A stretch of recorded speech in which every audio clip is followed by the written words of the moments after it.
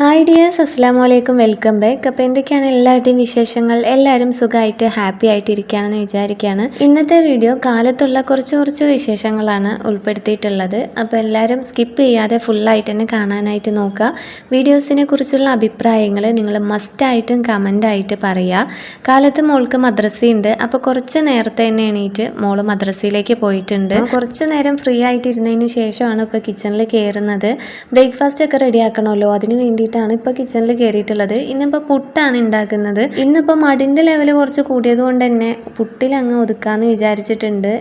ഇതുപോലുള്ള ദിവസങ്ങൾ നമ്മളുടെ ലൈഫിൽ വേണമല്ലോ. അപ്പോൾ ഇന്ന് എന്തായാലും എളുപ്പപ്പണി നോക്കാമെന്ന് കരുതിയിട്ടുണ്ട്. പുട്ട് തന്നെ റെഡിയാക്കാമെന്ന് വിചാരിച്ച്. അപ്പോൾ പുട്ടുപൊടിയാണിത്. അപ്പോൾ കുറച്ച് നേരം ഒന്ന് വെള്ളം നനച്ച് വെക്കണമല്ലോ. വെള്ളമൊക്കെ ഒഴിച്ച് അതപ്പോൾ സെറ്റാക്കി വെക്കുന്നുണ്ട്. ആവശ്യത്തിന് ഉപ്പ് ചേർക്കുന്നുണ്ട്. എന്നിട്ടാണ് മിക്സ് ചെയ്തതിന് ശേഷം വെള്ളം ചേർത്ത് കൊടുക്കുന്നത്. ഇന്നത്തെ കാലാവസ്ഥ വലിയ കുഴപ്പമില്ല, ചെറിയ തോതിലുള്ള വെയിലൊക്കെ ഉണ്ട്. ചില ദിവസങ്ങളിൽ ഫുള്ളായിട്ട് മഴയായിരിക്കും, അല്ലെങ്കിൽ മഴ വെയിൽ എന്നുള്ള മിക്സഡ് ആയിട്ടുള്ള ഒരു കാലാവസ്ഥയും. അപ്പോൾ ഓൾട്ടർനേറ്റീവ് ആയിട്ടുള്ള ദിവസങ്ങളിൽ മഴയും വെയിലും ഒക്കെ ആയിട്ട് വല്ലാത്തൊരു മടി പിടിപ്പിക്കുന്ന അവസ്ഥയാണല്ലോ ഇപ്പോൾ. എന്ത് ചെയ്യണം എന്ത് ചെയ്യണ്ട എന്നൊന്നും അറിയുന്നില്ല. ഇന്നിപ്പോൾ വല്ലാത്തൊരു മടി ഉണ്ടായിരുന്നു. എങ്ങനെയായാലും മടി പിടിച്ചിരിക്കേണ്ട ആവശ്യമില്ല, നമുക്ക് എന്തെങ്കിലുമൊക്കെ ചെയ്യും വേണമല്ലോ. അപ്പോൾ എന്തായാലും വീഡിയോ ഓണാക്കി വ്ളോഗ് സ്റ്റാർട്ട് ചെയ്യാമെന്ന് വിചാരിച്ചു.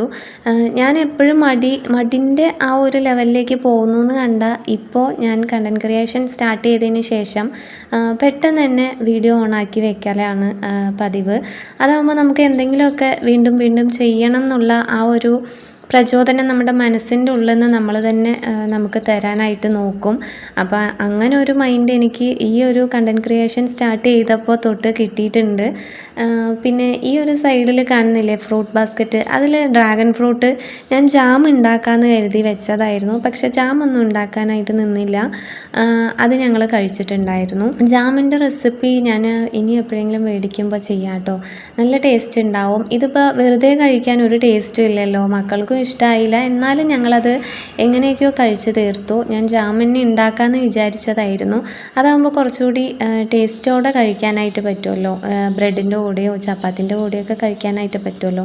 ഞാൻ നോക്കട്ടെ, ഇനി എപ്പോഴെങ്കിലും വാങ്ങിക്കുകയാണെന്നുണ്ടെങ്കിൽ ഇൻഷാ അല്ലാഹ് ഉറപ്പായിട്ടും ജാമിൻ്റെ റെസിപ്പി ചെയ്യാനായിട്ട് നോക്കാം. അപ്പോൾ പുട്ടുപൊടിയൊക്കെ ഇവിടെ റെഡിയായി വന്നിട്ടുണ്ട്. നേരത്തെ ഒന്ന് നോക്കിയപ്പോൾ ചെറുതായിട്ട് നനവിൻ്റെ കുറവുണ്ടായിരുന്നു. പിന്നെ വീണ്ടും വെള്ളം നനച്ച് കുഴച്ചെടുത്ത് റെഡിയാക്കിയിട്ടുണ്ട്. ഞാൻ എങ്ങനെയാണ് പുട്ടുണ്ടാക്കാന്ന് വെച്ചാൽ പുട്ടിൻ്റെ സ്റ്റീമറിലല്ല, ഇഡ്ഡലി സ്റ്റീമറിലാണ്. പുട്ടിൻ്റെ സ്റ്റീമർ വാങ്ങിക്കേണ്ട ആവശ്യമില്ല എന്നാണ് എനിക്ക് തോന്നിയിട്ടുള്ളത്. ഇഡ്ഡലി സ്റ്റീമർ ഉള്ളത് കൊണ്ട് ഇതിൽ തന്നെയാണ് എപ്പോഴും പുട്ട് ഉണ്ടാക്കാറ്. ഇതാകുമ്പോൾ ഒരൊറ്റ ആവിയിൽ തന്നെ എത്ര പുട്ട് വേണമെങ്കിലും നമ്മൾക്ക് ഉണ്ടാക്കിയെടുക്കാനായിട്ട് പറ്റും. ഇഡ്ഡലി ഉണ്ടാക്കുമല്ലോ, അതുപോലെ തന്നെ ഉണ്ടാക്കിയെടുക്കാനായിട്ട് പറ്റും. അപ്പോൾ ഒരു തട്ടിൽ തന്നെ വെക്കാനായിട്ട് സാധിക്കുകയുള്ളൂ കേട്ടോ. ഇഡ്ഡലി ഉണ്ടാക്കുന്നത് പോലെ 2 തട്ട് യൂസ് ചെയ്യാനായിട്ട് പറ്റില്ല, ഒരു തട്ട് യൂസ് ചെയ്യുക. അപ്പോൾ ഗ്ലാസ്സിലേക്ക് തേങ്ങ നിറച്ച് കൊടുത്തിട്ട് അതിലേക്ക് പുട്ടിൻ്റെ പൊടി വെച്ച് കൊടുക്കുന്നുണ്ട്. കുറച്ചൊന്ന് പ്രസ് ചെയ്യണം. നമ്മൾ പുട്ടുകുറ്റിയിലേക്ക് ഇടുന്നത് പോലെ ഇട്ടാൽ പോരാ, ഇത് ചെറുതായിട്ടൊന്ന് പ്രസ് ചെയ്ത് കൊടുക്കണം. എന്നാലേ അത് വീഴാതെ ഇതുപോലെ അനങ്ങാതെ നിൽക്കുകയുള്ളൂ. നേരെ പ്രസ് ചെയ്യാൻ പറ്റിയില്ലെങ്കിൽ അത് പെട്ടെന്ന് ഗ്ലാസ് എടുക്കുന്ന സമയത്ത് നല്ല രീതിയിൽ പൊടിഞ്ഞു പോവും. അപ്പോൾ പൊടിയാത്ത പുട്ട് കിട്ടണമെന്നുണ്ടെങ്കിൽ ഇതുപോലെ ഒന്ന് ജസ്റ്റ് ഒന്ന് പ്രസ് ചെയ്ത് കൊടുക്കുക. ജസ്റ്റ് അല്ല, നല്ല രീതിക്ക് തന്നെ ഒന്ന് പ്രസ് ചെയ്ത് കൊടുത്തിട്ട് തേങ്ങ വെച്ചിട്ട് വീണ്ടും ഒന്ന് പ്രസ് ചെയ്ത് കൊടുക്കുക. എന്നിട്ട് ഇതിൽ കാണുന്നത് പോലെ തന്നെ ജസ്റ്റ് ഒന്ന് കമഴ്ത്തുമ്പോൾ തന്നെ അത് ഗ്ലാസ്സിൽ നിന്ന് വിട്ട് വരും. വിട്ട് വന്നില്ലെങ്കിൽ ജസ്റ്റ് ഒന്ന് 2 അടി കൊടുത്താൽ മതി. അത് നല്ല കുട്ടിയായിട്ട് പുറത്ത് വന്നോളും. അപ്പോൾ ഇതുപോലെ വീഴാതെ നിൽക്കും. നല്ല രീതിയിൽ പുട്ടുപൊടി ഒന്ന് പ്രസ് ചെയ്ത് കൊടുക്കണം. അത്രയും മാത്രം നമ്മൾ ശ്രദ്ധിച്ചാൽ മതി. ഇതാവുമ്പോൾ ഒരൊറ്റ ആവിയിൽ തന്നെ നമുക്ക് ഇഡ്ഡലി തട്ടിൽ എത്ര കുഴികളുണ്ടോ അത്രയും കുഴികളിൽ നമുക്ക് ചെയ്തെടുക്കാനായിട്ട് പറ്റും. ഇങ്ങനെ തന്നെയാണ് ഞാൻ എപ്പോഴും പുട്ട് ഉണ്ടാക്കാറ്. പുട്ടിൻ്റെ സ്റ്റീമറൊന്നും ഞാൻ ഇതുവരെയും മേടിച്ചിട്ടില്ല. മേടിക്കേണ്ട ആവശ്യമുണ്ടെന്ന് തോന്നിയിട്ടില്ല, അതുകൊണ്ടാണ് മേടിക്കാതിരുന്നത്. പിന്നെ പുട്ട് ആ ഒരു ഷേപ്പിൽ കിട്ടുന്നുണ്ടല്ലോ.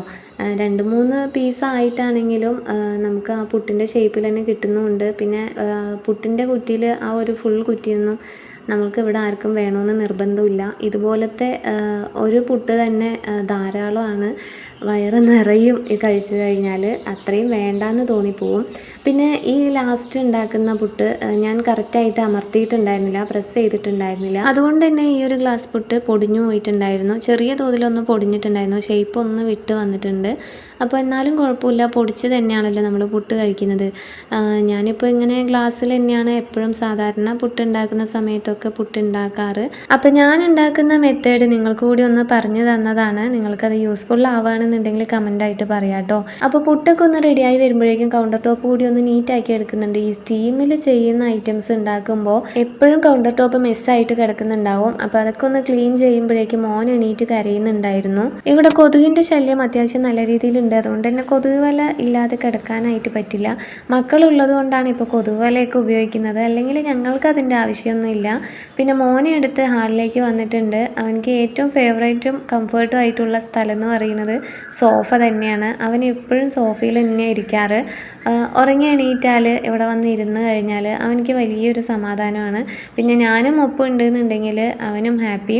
അപ്പോൾ ഇന്ന് കിച്ചണിലധികം പണിയൊന്നും ഇല്ലല്ലോ, അപ്പോൾ പിന്നെ അവൻ്റെ കൂടെ കുറേ നേരം ഇരിക്കാമെന്ന് വിചാരിച്ചു. അവനൊന്ന് ഓക്കെ ആവുന്നത് വരെ അവനെ കൊഞ്ചിച്ചും പുന്നാരിച്ചും ഒക്കെ ഇരിക്കുന്നുണ്ട്. ഇന്ന് ആശാൻ ഇത്തിരി വശപ്പശയിലാണ് ഉറങ്ങി എണിച്ചിട്ടുള്ളത്. എന്തൊക്കെയോ വാശിയും കാര്യങ്ങളും ഒക്കെ പറയുന്നുണ്ട്. അങ്ങനെ ചെയ്യണ്ട ഇങ്ങനെ ചെയ്യണ്ട എന്നൊക്കെയാണ് ഇപ്പം തന്നെ പറയുന്നത്.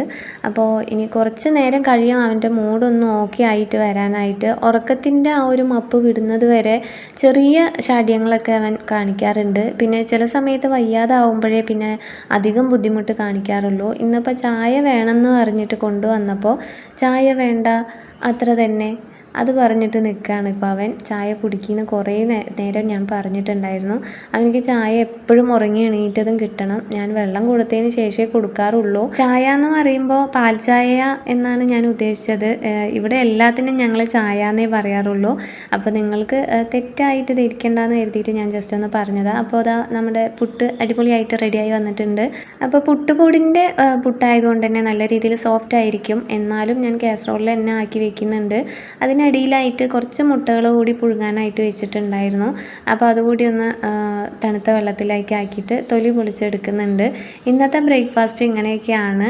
പുട്ടിന് എന്താ കറി എന്ന് ചോദിച്ചാൽ കറിയൊന്നുമില്ല. ഞങ്ങൾ തേങ്ങയും പഞ്ചസാരയും ചേർത്തിട്ടാണ് കഴിക്കാറ്. ഇങ്ങനെ കഴിക്കുമോ എന്ന് നിങ്ങൾ ആലോചിക്കുന്നുണ്ടാവും. ഞങ്ങൾ ഇങ്ങനെ കഴിക്കും. ഞങ്ങൾക്ക് ഇഷ്ടമാണ് പുട്ട് തേങ്ങയും പഞ്ചസാരയൊക്കെ ചേർത്തിട്ട് കഴിക്കുന്നത്.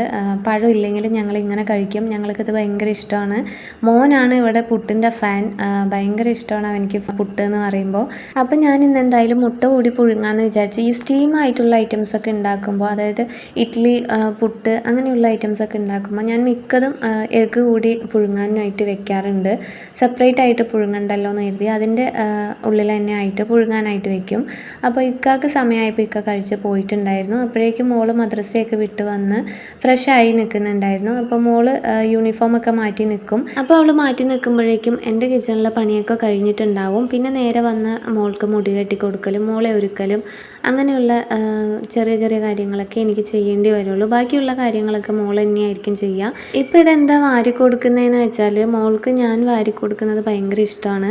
പെട്ടെന്ന് തീരും, അമ്മ വാരി തന്നാൽ മതി എന്നാണ് പറയുക. അപ്പോൾ കാലത്തുള്ള കാര്യങ്ങൾ ചില ദിവസങ്ങളിൽ മാത്രം ഞാൻ വാരി കൊടുക്കാറുണ്ട്. പിന്നെ അവിടെ നിന്ന് അങ്ങോട്ടുള്ള വീഡിയോസൊന്നും എടുത്തില്ല. പിന്നെ എൻ്റെ കയ്യിൽ പെൻഡിങ് ആയിട്ട് വെച്ചിട്ടുണ്ടായിരുന്ന കുറച്ച് വീഡിയോസ് ഉണ്ടായിരുന്നു. ഇതായിരുന്നു ഞങ്ങളുടെ ബാക്കിൽ കിച്ചണിൻ്റെ ബാക്ക് സൈഡിൽ ഉണ്ടായിരുന്ന അവസ്ഥ. ഈ ഒരു വീഡിയോ ഞാൻ ഈ ഒരു ഭാഗത്ത് പണി നടക്കുന്നതിന് മുമ്പായിട്ട് എടുത്തിട്ടുണ്ടായിരുന്നതാണ്. ഈ ഒരു കുഴിൻ്റെ ഭാഗത്ത് ഈ ഒരു സ്ലാബ് ഉണ്ടായിരുന്നു.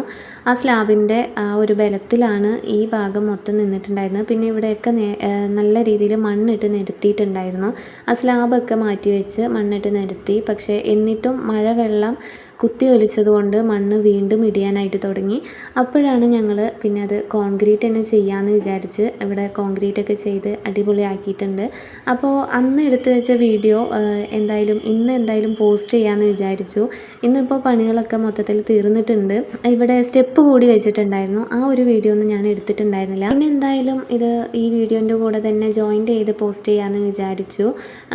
മോർണിംഗിൽ വിശേഷങ്ങൾ ഫുള്ളായിട്ടൊന്നും എടുക്കാനായിട്ട് പറ്റിയില്ല. ഞാൻ പറഞ്ഞ പറഞ്ഞല്ലോ മടി ഉണ്ടായിരുന്നു എന്നുള്ളത്. അപ്പോൾ മോള് സ്കൂളിലേക്ക് പോയി അതിന് ശേഷം വീഡിയോസൊന്നും എടുക്കാനായിട്ട് തോന്നിയില്ല. പിന്നെ ഈ ഒരു വീഡിയോ എന്ന് പറയുന്നത് ഏകദേശം 1 മാസം അല്ലെങ്കിൽ 1.5-2 മാസത്തോളം പഴക്കമുണ്ട്. ഗാലറിയിൽ കിടക്കുന്ന പഴയ വീഡിയോസൊക്കെ ഡിലീറ്റ് ചെയ്യാനായിട്ട് നോക്കിയപ്പോഴാണ് ഈ ഒരു വീഡിയോ എൻ്റെ ശ്രദ്ധയിൽപ്പെട്ടത്. എന്നാൽ പിന്നെ ഈ ഒരു വീഡിയോൻ്റെ കൂടെ ഇതുകൂടി ജോയിൻ ചെയ്യാമെന്ന് വിചാരിച്ചു. ഇത് ഞങ്ങൾ കാരമല, പാലക്കാട് തോണിപ്പാടം ഭാഗത്ത് കാരമല എന്ന് പറഞ്ഞൊരു പാർക്കുണ്ട്. അവിടേക്ക് പോയ ദിവസം എടുത്തൊരു വീഡിയോ ആയിരുന്നു. ഈ വീഡിയോ എന്ന് പറഞ്ഞാൽ കുട്ടി കുട്ടി ഭാഗങ്ങൾ മാത്രമേ എടുത്തിട്ടുണ്ടായിരുന്നുള്ളൂ. ലോങ് വീഡിയോയ്ക്ക് വേണ്ട അത്രത്തോളം ലെങ്ത്തും ഇതിനുണ്ടായിരുന്നില്ല. അപ്പം ഞാൻ പിന്നീട് എപ്പോഴെങ്കിലും പോസ്റ്റ് ചെയ്യാമെന്ന് വിചാരിച്ച് മാറ്റി വെച്ചതായിരുന്നു. മോൻ എന്തായാലും ഈ ഒരു പാർക്കിൽ വന്നത് ഒട്ടും തന്നെ ഇഷ്ടമായില്ല. നല്ല രീതിയിൽ തിരക്കുള്ളൊരു ദിവസമായിരുന്നു വന്നിട്ടുണ്ടായിരുന്നത്. തിരക്കുള്ളത് കൊണ്ട് തന്നെ അധികം നേരം നിൽക്കാനൊന്നും നിന്നില്ല. പെട്ടെന്ന് തന്നെ തിരിച്ച് മടങ്ങേണ്ടി വന്നു. എന്തായാലും പാർക്ക് ഇഷ്ടമായില്ലെങ്കിലും പാർക്കിലേക്ക് വന്ന വഴികൾ അടിപൊളിയായിരുന്നു. അപ്പോൾ ആ വഴികളൊക്കെ നിങ്ങളുടെ ശ്രദ്ധയിൽ പെട്ടിട്ടുണ്ടാവുമെന്ന് വിചാരിക്കുന്നു. അപ്പോൾ ഇന്നത്തെ വീഡിയോ ഇത്രയൊക്കെ ഉള്ളൂ.